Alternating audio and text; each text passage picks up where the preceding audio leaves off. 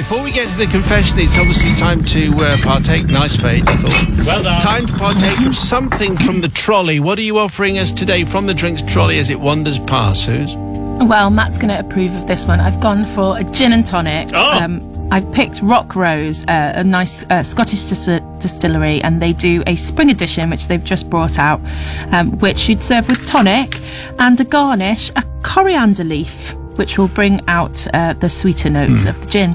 I think delicious. Matt will go with the gin. He might leave the coriander. Just hold the coriander for me, thanks. How predictable. Today's confession comes from Julian. Father Simon and the Confessional Collective. I'm writing to seek forgiveness for an indiscretion that occurred during my time as a student at Liverpool Polytechnic, around about 1987. I was 3 years into my 4-year civil engineering degree, which would ultimately take 5 years, but that's another story.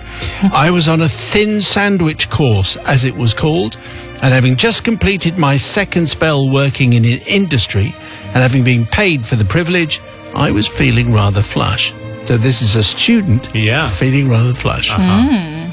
Not wanting to just waste it, I invested it in my first car, a Mars Red 895cc VW Polo, registration VFM 386V.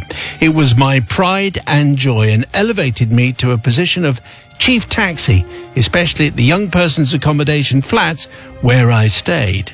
There were 4 3-story flats on the site: Aspen, Beach, Cedar and Danta. You might notice that's A, B, C and D. Don't know what Danta's all about, but anyway. I was in Cedar, says Julian, and we had parking spaces right outside the front door, which we could see from the kitchen window.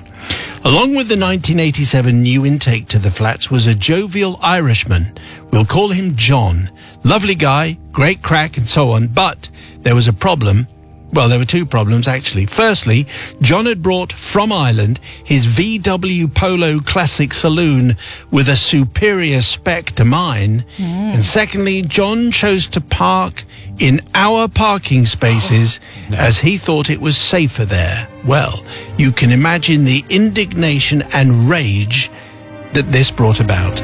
This was an imposition, and we would not stand for this outrage.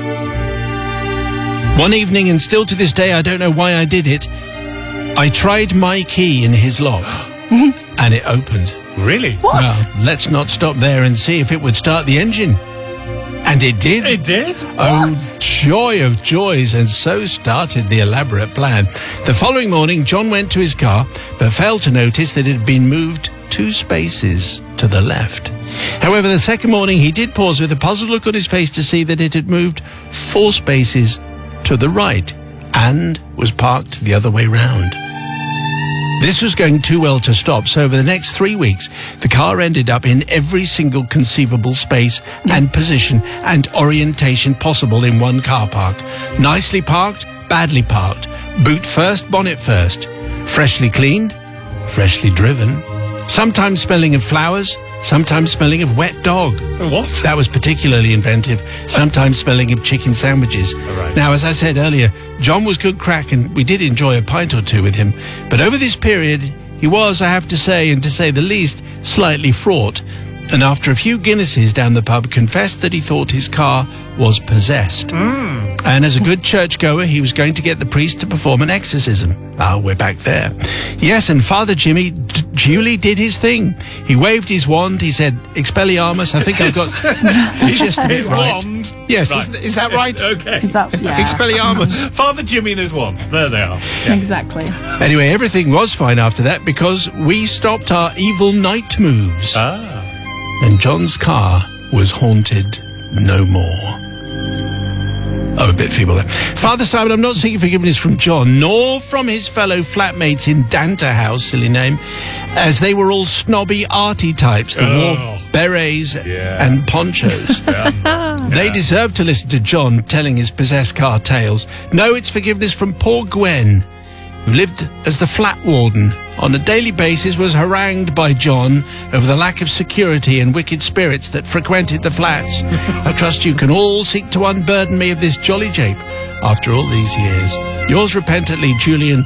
All real names can be used. How about Oh, that? really? Oh, he said that, has he? He has. Oh. So he's actually called Julian, and it is from Liverpool Polytechnic. Okay. Sister Susie, what do you say of this slightly wicked demonic plan?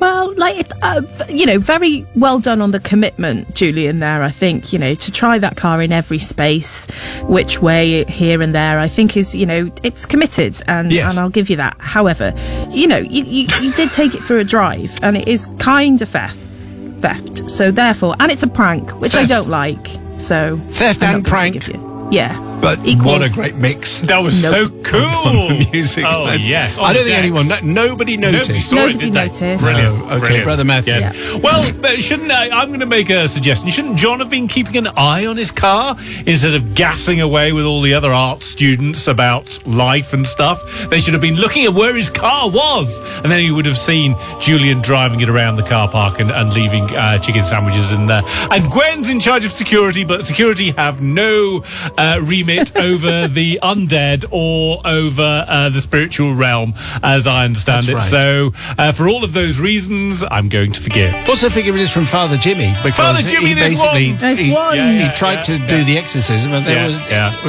wasn't an evil spirit. But it was worked, in a unless way. Yeah, unless it worked. Julian is an evil spirit Well, himself. that could be true. That could be true. I don't Yeah. think there was anything to No. sort there. Anyway, we would like the people's verdict, please. Forgiveness or no for Julian on tonight's tale. 61054. First word is Simon. And just before the news at 6 o'clock, we had a confession, first of the week, from Julian, and all about Irish John. This is a story from Liverpool Polytechnic around 1987. Julian's car was a Mars Red 895cc VW Polo, but Irish John's car was just slightly better. So Julian decided to repark Irish John's car wherever he fancied. Yeah. Leading to an exorcism by Father Jimmy. Anyway, we get the people's verdict. Here we go. Ricky says, not forgiven. Can't believe Julian stole his car and drove it around. I'd be fuming if that was me. Why didn't Julian just talk to him? But Linda in Sussex says, forgiven. That bloke sounds like a nightmare. If someone was parking in my driveway, I'd have done the same. He sounds very arrogant. And Chris in Darlington says, forgiven. I had a Fiesta in the early 90s. Once you had the key cut, it would open most other Fiestas of a similar age. Myself and a chap I worked with thought it was hysterical to move each other's car every day at work. I could imagine some people might find that slightly annoying. Yes. Also, isn't that a basic design fault in a key? If your Fiesta Some key would say, works yeah. with someone else's Fiesta key? Anyway, if you have a confession, maybe inspired by some of the thoughts you just had, and thank you very much for all the verdicts, then send it to confessions@greatesthitsradio.co.uk. So now, needing a little bit of vocal sustenance here. What are you supplying us with today, Sister Susie? A very lovely wine. It's called Tohu Bohu. right. It's from France. It's slightly sparkling, almost kind of orangey red in colour, and it's delicious, very fruity. Nice for the summer. Okay, how many glasses do you think I could have during the show? None during None. the show, Oh, but right, you could have okay. a couple after. Very wise, thank you very much. Today's confession comes from Red Rock in Devon. Okay. That's the name of the person who sent it in. Thank you, Red Rock. Father Simon, Brother Matt, Sister Susie Holly, and all the other parishioners of the GHR. I think you meant diocese, but you've actually written disease. Disease. No, that's fair enough as well, actually. This confession has a sort of surreal 70s sitcom feel to it. Oh, like it. I seek forgiveness for a digression that happened around 15 years ago. So let me set the scene. It was in the depths of winter, in the late noughties, and Carnival weekend was upon our small Devon town. The town and its residents pride themselves in the tradition and quality of this event, which has been running since the Doomsday Book was scribed, maybe. With only 2 world wars and a lockdown ever stopping proceedings. Saturday night sees the main procession of beautiful tractor-drawn tableaus, meticulously planned and constructed from crepe paper, being paraded through the town along with flaming torches, and the streets will be flooded with spectators who came from far and wide to see this amazing nighttime spectacle.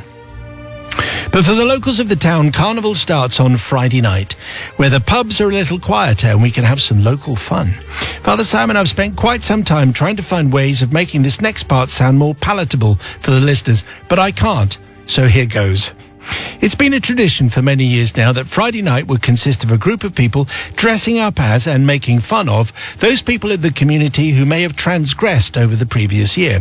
This might include extracurricular activities outside of a family setting, deals of a questionable nature, and other strange goings-on. Despite it being close to the bone at times, it's almost always taken well by the people concerned. By the end of the night, drinks are usually exchanged. As for those who don't, well, they shouldn't have done it in the first place. No. It's a small town after all. Anyway, this year, the object of our affections was our very own Carnival Queen. Let me explain. The Carnival Queen is usually a girl of school age, and the appointment is determined by the amount of raffle tickets each applicant sells during the period leading up to the event. The person who sells the most tickets gets the honour of being queen. So imagine everyone's surprise when a local lady in her late 70s decided to throw her hat into the ring and subsequently secured the coveted position. Naturally, this was a prime target for us to exploit, and so a plan was hatched. Our routine would consist of myself, says the aforementioned Red Rock, about which we know nothing, dressed up as the Queen and driving a mobility scooter through the streets of the town, followed by a pensionable prince and princess and an entourage of doctors and nurses. A small firework would then go off, at which point one of us would collapse to the floor and a team of doctors and nurses would rush over and try in vain to resuscitate them. This would then result in the casualty being put in a coffin atop a gurney. This is where we get to the crux of the matter. Okay. At this point, I can already hear the disapproving intake of breath from Sister Susie Holly. That's it. As a humble carpenter, I was tasked with making a convincing replica of a coffin. Now, I don't usually like to blow my own trumpet, but Father Simon, this was a thing of beauty.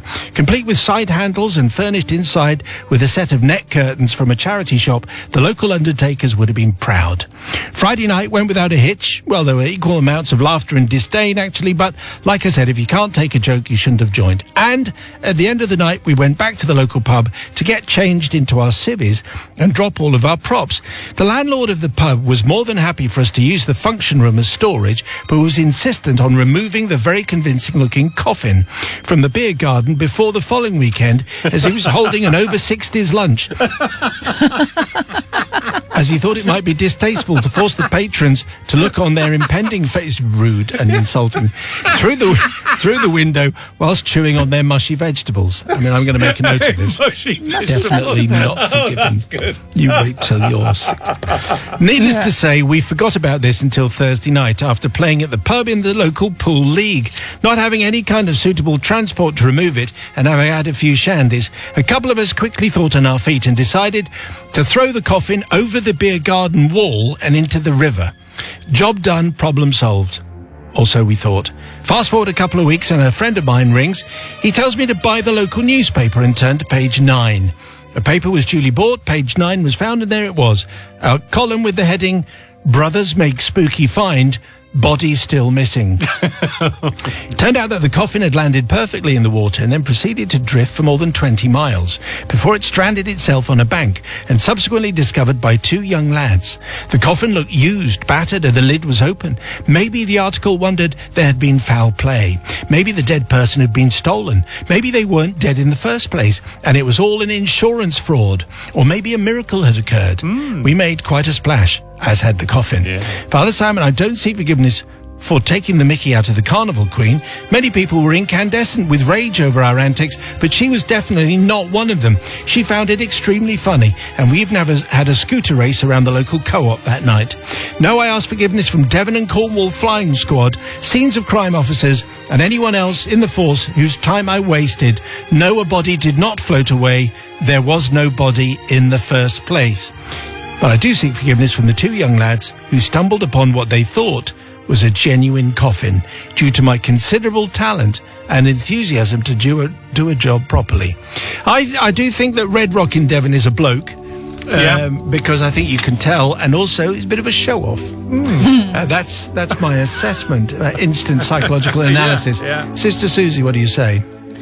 Yeah, I would agree that I think Red Rock is a bit of a show-off. Now, I do like a carnival. There are quite a lot in the Southwest, and they are quite fun. And, you know, even taking the mickey of some people, as long as everyone's in on it and finds it funny, then that I don't have a problem with that. But Yes. I feel like you did waste a lot of people's time. And you know, you said you were going to get rid of the coffin, but instead you went and played pool and drank some beers. And I feel Yes. like that wasn't that great. And then, yeah, if the police had been called and they were searching for what should have been in the coffin, it's just a mess, isn't it, really? So I'm not going to forgive you, Red Rock. It wasn't the cough that carried him off, it was the coffin that carried him off in. I So just thought true. there was another chance to Yes. repeat my grandfather's line Yes. from back in the day. Excellent. Brother Matthew. Well, I'm definitely going to forgive because I mean the Carnival Queen, she took it in good grace, and that was fine. And she'd sold all the tickets, so she's quite right that she'd be on the thing. And also the coffin, that was great. I mean, I love the idea of don't put in the beer garden with the over 60s and the mushy vegetables. That was rude and it was excellent. I thought very funny. But you've also got to think about these two pair of lads. I don't think I'd open a lid of a coffin if I saw it washed up on that. I think I'd leave it where it is. So well done to them. So everyone won, didn't they? And we're all delighted. So for all of those reasons, I'm going to forgive. Your reasoning We're is all definitely delighted. reminiscent of someone who's had a couple of pints already. Red Rock in Devon wants your forgiveness. Are you prepared to give it? 61054.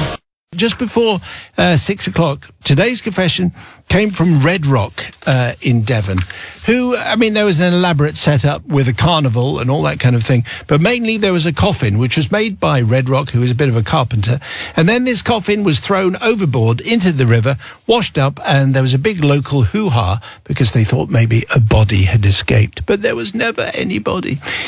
So we get a people's verdict, and it goes like this. So Michelle says, not forgiven. The bloke sounds a bit arrogant, if you ask me. Who boasts about making a fantastic, realistic-looking coffin? Those boys in the village up the road must have been terrified. Gotta forgive this, though, says Tommy. Ultimately, no one was hurt, and everyone had a good laugh. And Mike in Edinburgh says, not forgiven, mainly because they threw a fake coffin in the river, and that is littering. Well, I guess it is. It is. And that instinct to chuck it over the fence and make it someone else's problem is maybe a thing they shouldn't have done. Well, a crime.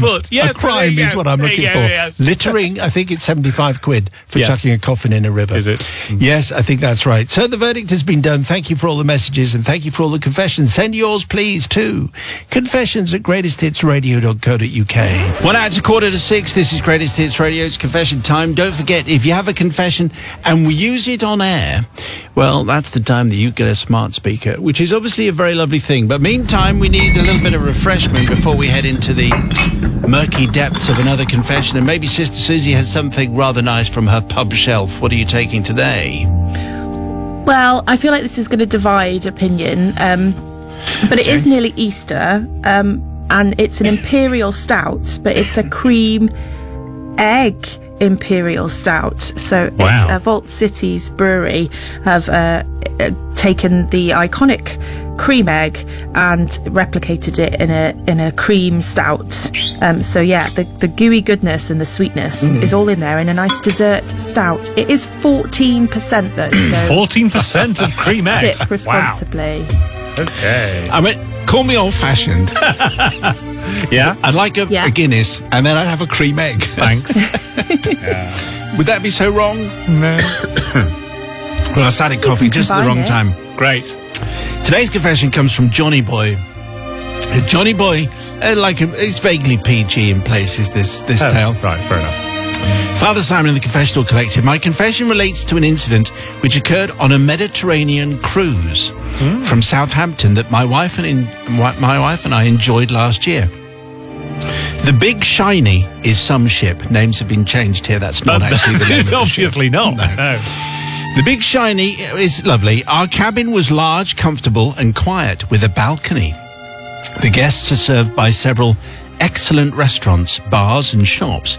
And it's high-tech sailing. No steering wheel on the bridge, computers, virtual tech and electronics drive everything, especially the doors. All the doors. This made us laugh because my wife often says I'm stupid and I can't really be allowed to touch buttons and things because they always go wrong. One afternoon, I popped into the large washroom on deck 5. It's been designed to allow access for wheelchair users.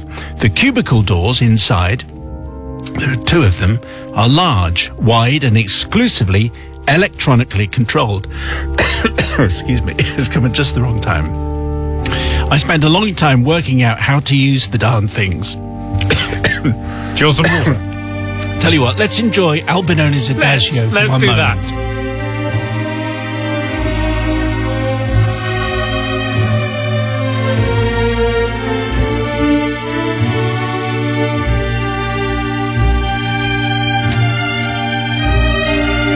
My word, that was very good. It was great. Well, we'll try again. Why not? Apologies for that. I spent a long time trying to work out how to use these darn things. You access the room by waving your open palm across the sensor. You make the cubicle door open in a similar way. However, once inside the cubicle, the internal sensor waits for you to move to the center before closing the door firmly behind you with a loud click. Wow. There is an internal lock too. The door is big and sturdy, just as all public loo doors should be. I have to admit, I warmed to the feeling of security and relaxation it gave me. Just what you need for a relaxing moment of relief. To leave, you reverse the process. Happy days. Early one evening, en route to the theatre, I had to visit the same loo. My wife continued without me. I was just washing my hands in the cubicle when I heard the exterior door slide open, letting in the noise and laughter and children and families to enter. The door closed, muffling the passing throng. The door of the second cubicle closed with a click, and I smiled to myself. Someone else had mastered the technology. I waved my hand at the sensor on the toilet wall, and my door very slowly, for safety reasons I guess, opened. A man stood waiting. I stepped out, and he stepped in, but the door carried on opening until it had completely travelled the programmed distance. Go right in, it'll close behind you, I said. He smiled gratefully as the motor started. Oh, no. I waited until it clicked, and I did a mime of slamming the door shut, but in the process of my mime, I inadvertently passed close to the next door cubicle, which then clicked loudly and began to open. Oh, no. My blood ran cold as a desperate shout of, "No, no!" came from inside the cubicle. I flapped both hands at the sensor and then flung myself at the door. I was no more use at blocking it than a fly would be, as inexorably the door widened, leaving me face to face with an elderly lady, desperately, shall we say, taking countermeasures. She then stopped shouting no and started shouting oaths and vulgarities from the 17th century and maybe earlier. "Sorry," I shouted as I hit the wrong sensor again. Now the door to the outside slid open, revealing to passers-by the poor lady's distress and a man playing whack-a-mole with the buttons on the wall. Very sorry to say my nerve broke. I scarpered as the lady's door finally began closing again. "Have you been running?" my wife asked as I slid into the seat next door to her as the curtain went up on another production of Anything Goes.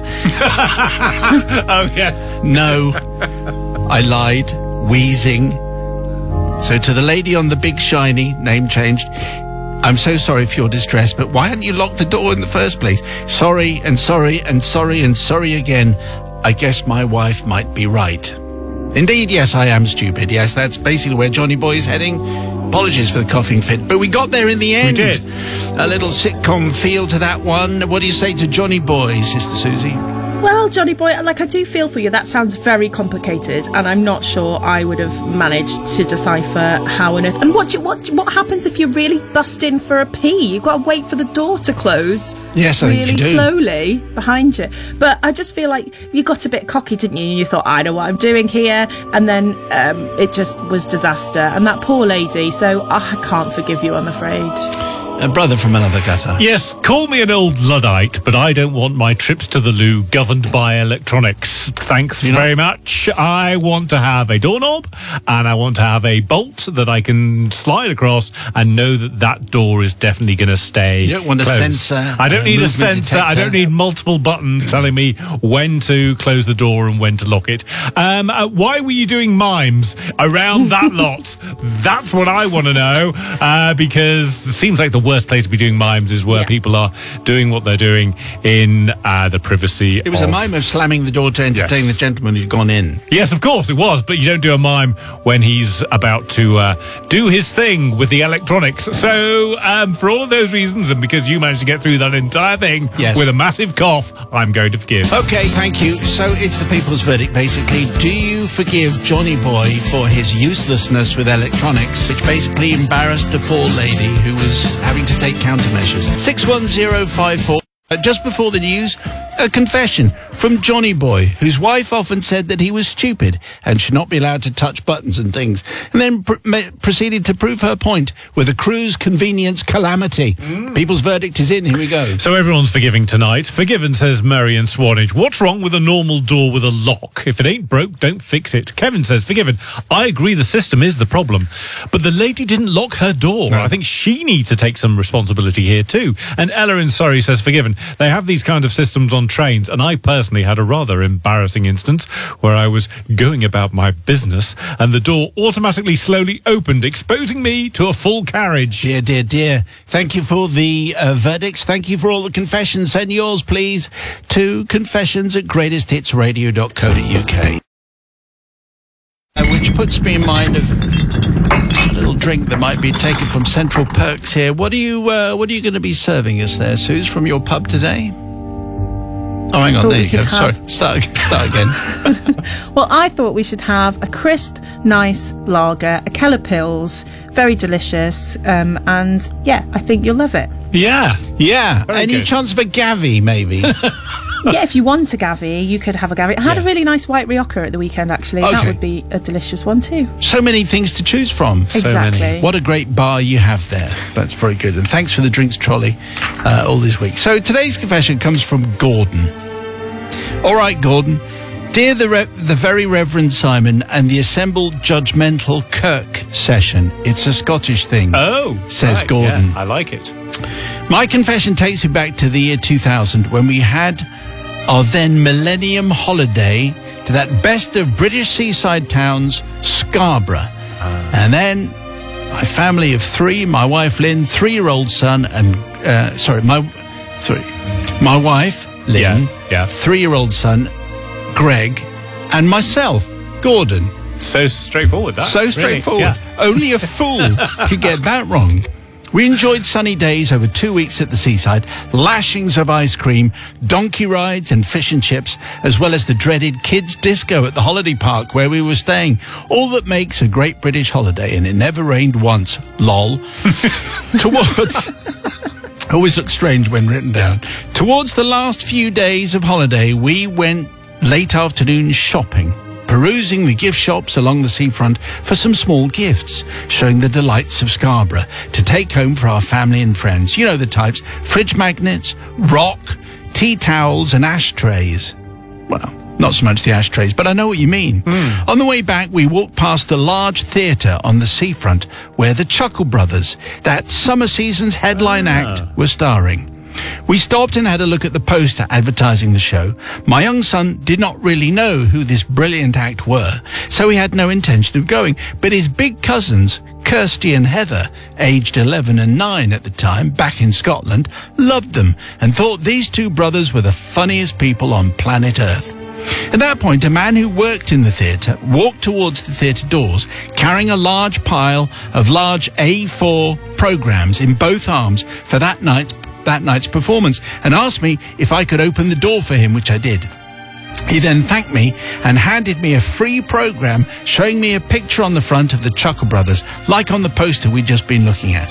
When we got back to our lovely, well-equipped holiday home, we laid out the day's purchases and grouped the gifts into whose were whose, and at that point I suggested we also give Kirsty and Heather back home the Chuckle Brothers programme. Ah, yes. My wife joined in at this stage. She quipped, "Wouldn't it be great if it was actually signed by the Chuckle Brothers to Kirsty and Heather?" Now, to do that would mean going all the way back into town and slightly weirdly hovering around the theatre to wait and see if I could catch Paul and the late Barry. Yeah. So that was not going to happen because that's just too weird. So then, with a tad of devilment, we decided maybe it would be easier if we signed the programme ourselves with best wishes. I then did so on behalf of Barry and of Paul. Okay. Lots of love. And so on. The whole thing. It looked pretty good. On returning to Scotland and visiting my brother's house to dispense the gifts, my nieces were stunned in disbelief when, along with the Scarborough Rock that they now owned, a signed Yes program, signed a program. Yes, it's a program. Not featuring Yes, but featuring the Chuckle Brothers. Signed. Yeah. Yes, it's signed, isn't it? Yes, It's signed. Yes, it's signed by the Yes. Chuckle Brothers. And I was their favourite uncle. I had actually met the Chuckle Brothers. I mean, obviously, clearly, I was making this stuff up. But how popular I was, Father Simon, how popular I was. Now, a number of years later, at a family party, my nieces, now 22 and 20 years old, with two younger sisters now in tow, we got into a conversation of who had met the most famous people. At which point, my two eldest nieces brought up, well, Uncle Gordon, remember that time you met the Chuckle Brothers? I looked a bit perplexed and then suddenly remembered the programme. Yes, the programme, not the Yes programme. Yes, Yes. I blurted out. To which they responded, we still have it.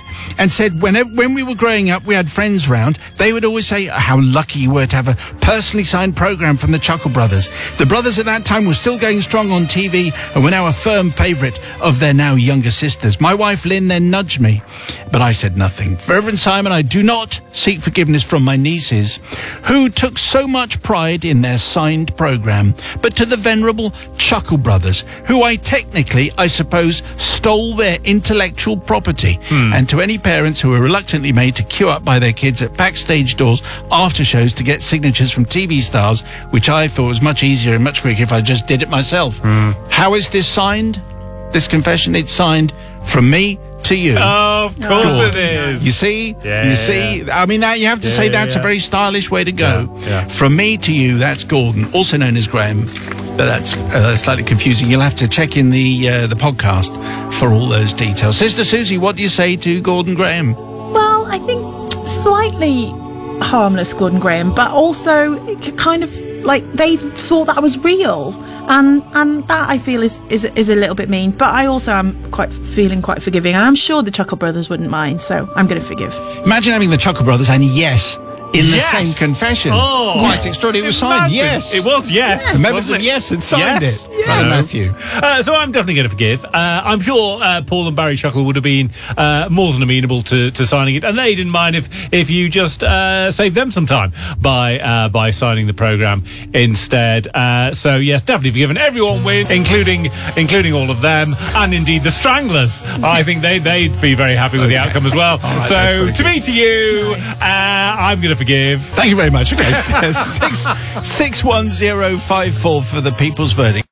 Just before the news, we had a confession from Gordon where members of Yes and the Chuckle Brothers were on stage in Scarborough and none of them signed the programme for Gordon's nieces. None of them. Okay. That's what it's all about. I think that's a fair summary. Was Anyway, it? the People's Verdict is in. Here we go. Forgiven, says Richard in Newcastle. Ultimately, no one got hurt with this confession. They got the Chuckle Brothers' signature, and Gordon didn't have to queue up for ages to get it. Gemma in Wakefield, forgiven. He kept the lie going for so many years. I can't believe he never ever told them. Have to forgive, though, as queuing up to get the real Chuckle Brothers' signature would have been very boring. And Kevin says forgiven just for signing it off with from me to you. Yes, it was rather classy. Yes. So if you have a confession, we thank you very much indeed for all the verdicts and the confessions which have been coming in. Send them to confessions@greatesthitsradio.co.uk.